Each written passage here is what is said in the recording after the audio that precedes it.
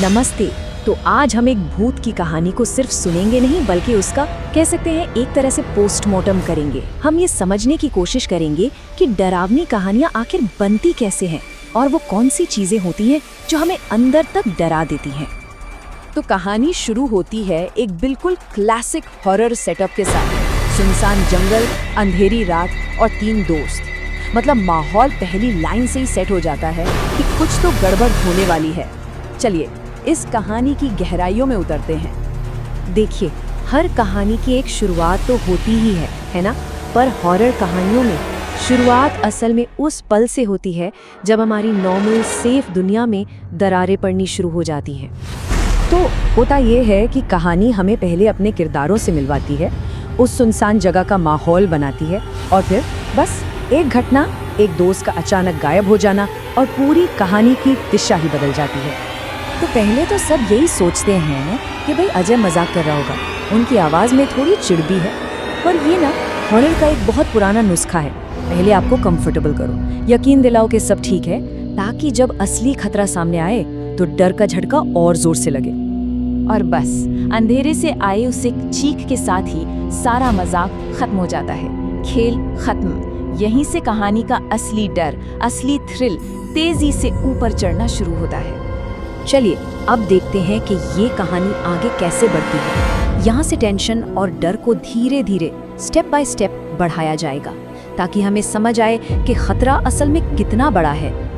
तो जैसे ही उन्हें पत्तों पर खून और जमीन पर घसीटने के निशान मिलते हैं ना, तब जाकर उन्हें एहसास होता है कि ये कोई मजाक नहीं था। अब मामला सिर्फ किसी के गुम होने का नहीं रहा, बल्कि एक वायलेंट किडनैपिंग का बन चुका है। और इसी पॉइंट पर दोनों दोस्तों के बीच में एक टकराव होता है जो दिखाता है कि डर उन पर कितना हावी हो चुका है। देखिए, सुरेश तो वही कह रहा है जो शायद हम सब उस सिचुएशन में सोचते, भागो यहाँ से। लेकिन जो हमारा कहानी सुनाने वाला है वो कहानी को आगे बढ़ाता है, सीधे मौत के मुंह में। अब वो कोठी के अंदर जाते हैं और वहां का मंजर भाई बिल्कुल किसी क्लासिक हॉरर फिल्म जैसा है। अचानक उड़ते हुए चमगादड़, हर तरफ धूल और मकड़ी के जाले, हर एक चीज चीख चीख कर कह रही है कि ये जगह मौत का अड्डा है। और फिर उन्हें वो दिखता है जो उनका सबसे बुरा सपना था। अजय की बिना सिर वाली लाश छत से लटक रही है। इसी एक सीन से ये साफ हो जाता है कि उनका दुश्मन कितना बेरहम है। और सबसे बड़ी, सबसे चौंकाने वाली बात, जिस दोस्त को वो बचाने के लिए अपनी जान जोखिम में डालकर आए थे वो तो पहले ही मर चुका है। यहाँ पर आता है कहानी का सबसे ज्यादा डिस्टर्बिंग सीन। वो आत्मा अजय का कटा हुआ सिर अपनी गर्दन पे लगा लेती है और फिर ठीक उसके बाद वो बताती है कि उसे चाहिए क्या। ये एक ऐसी इमेज है जिसे दिमाग से निकालना नामुमकिन है। यहाँ पर वो आत्मा अपनी असली ताकत दिखाती है। वो सिर्फ मारती नहीं, वो सुरेश को अपने वश में कर लेती है, उसे एक कठपुतली की तरह इस्तेमाल करती है। सोचिए, एक दोस्त अपने ही दोस्त के खिलाफ एक हथियार बन जाता है। अब एक और दोस्त मारा गया और हमारा नरेटर बिल्कुल अकेला पड़ गया है। तो अब हम पहुंच गए हैं कहानी के क्लाइमैक्स पर, मतलब वो पॉइंट जहां टेंशन अपने पीक पर है। हमारा हीरो चारों तरफ से घिर चुका है और अब भागने का कोई रास्ता नहीं है। उसे इस मुसीबत का सामना आमने सामने करना ही पड़ेगा। भागने के सारे रास्ते बंद हो चुके हैं। दरवाजे पर वो आत्मा खड़ी है। अब कोई और ऑप्शन नहीं बचा है। उसे उस चीज का सामना करना ही होगा जिससे वो अब तक भाग रहा था। और वो आत्मा उसे सिर्फ धमकी नहीं देती, वो एक अल्टीमेटम देती है। और पता है, इसी एक लाइन से ये कहानी सिर्फ एक डरावनी कहानी नहीं रहती, बल्कि एक डार्क, अजीब सी मिस्ट्री में बदल जाती है। अब हीरो को अगर जिंदा रहना है तो उसे एक आत्मा के लिए जासूस बनना होगा।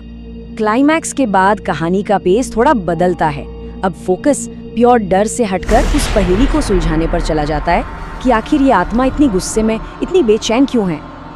और यहाँ खुलती है उस आत्मा की दर्दनाक कहानी। ये बैक स्टोरी पूरी तरह से हमारा नजरिया बदल देती है। जिसे हम अब तक एक खूंखार राक्षस समझ रहे थे, वो असल में एक विक्टिम थी, एक शिकार थी जो बस अपने लिए इंसाफ मांग रही है। इससे उसका किरदार अचानक बहुत कॉम्प्लेक्स और दुखद हो जाता है। तो उसे चाहिए मुक्ति।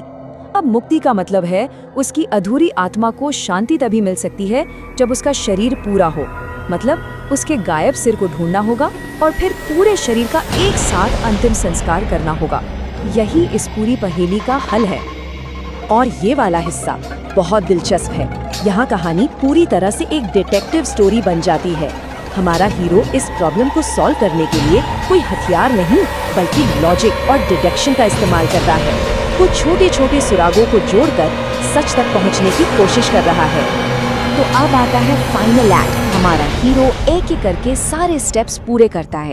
वो नारियल फेंक कर अंदाजा लगाता है, तालाब में कूदकर घंटों तक खोजता है और फिर बरगद के पेड़ के नीचे से शरीर के हिस्से निकालकर अंतिम संस्कार करता है। वो बहुत ही मेथोडिकल तरीके से इस भयानक काम को अंजाम देता है क्योंकि उसकी अपनी जान और उस आत्मा की शांति दोनों इसी पर टिकी हैं। और बस इसी के साथ कहानी खत्म होती है। आत्मा को मुक्ति मिल जाती है और हमारा नरेटर वहाँ से बच निकलता है। लेकिन ये तय है कि उस एक भयानक रात ने उसे हमेशा के लिए बदल दिया होगा।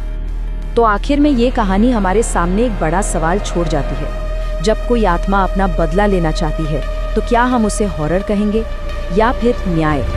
ये हमें सिर्फ डर के बारे में नहीं बल्कि उस अन्याय के बारे में सोचने पर मजबूर करती है जहाँ से ये सारा डर पैदा हुआ।